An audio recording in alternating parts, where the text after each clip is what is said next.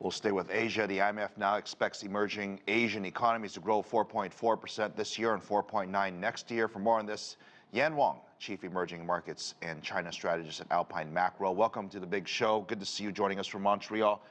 You know, the world is strange. I don't know if you heard earlier, we're trying to slow things down in the U.S. Europe is getting suffocated, and Asia is just getting out of COVID and sort of trying to ramp up. Everybody's in a different stage of the economy here. How do you see where Asia stands in 2023?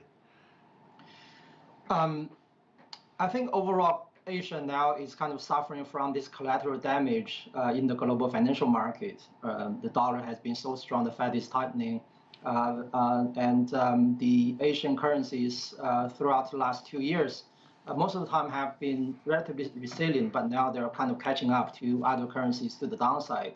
So now I think we are in Asia is in a more vulnerable spot at this moment. Next year, I think the growth outlook will be quite challenging, especially at the beginning of the year. But throughout, maybe towards the second half or the later part of next year, when global cycle begins to stabilize, begin to improve, then Asia will improve. Right. But for now, I think downside risk is probably greater. Something maybe you can help us better understand is we talk about inflation a lot. We talk about how bad inflation is here in the U.S. We know how bad it is in Europe. But strangely enough, in Asia, we often don't hear about the inflation, and specifically in China, they don't have the inflationary problem. Explain to us how they've been able to maneuver, I guess, away from this problem. Right. So I think the inflation problem in the Western countries, there are two factors in their inflation problems, right? So one, you have this kind of supply side factor due to the supply chain disruption due to rising commodity prices. I think this is universal across the world. So it's the same thing is now is happening in Asia, in many other countries as well. But the other factor that in Western countries, the inflation problem is the demand side inflation problem, right? So in the past 2 years, these economies, they pumped a lot of money into the system, through monetary policy, through fiscal policy. So their economy was overheated. So that's why they suffered more than just supply side factor inflation.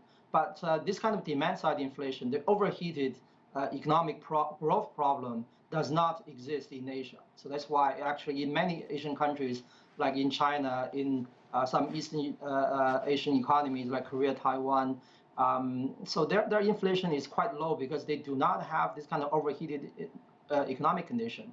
So I think this will remain true for Asia throughout next year. So I do not believe inflation will be a problem for Asia. Well, so now Asian Central Bank. That's good, but what about COVID? I don't know if you heard my interview earlier with Thomas, but we talked about sort of long COVID. We talked about the potential of COVID rearing its head again towards the end of this year or next year. And again, Asia, cross our fingers, for the most part, avoided sort of the chaos that we've seen in the U.S. and Europe. But it doesn't mean they didn't have to deal with COVID. They have people with cases. They have people dealing with long COVID.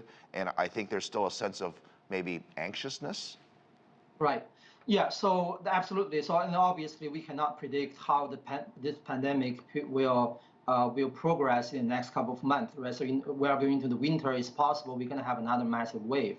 So it's possible, but I doubt another wave will have major impact on supply chains. I don't believe they will have kind of a disruption on production on supply side that will cause kind of bottleneck constraints that lead to inflation problem. Okay. So I think you are right. I think the long COVID could be a long-term problem for all these economies, but I doubt that will have some kind of cyclical impact on growth.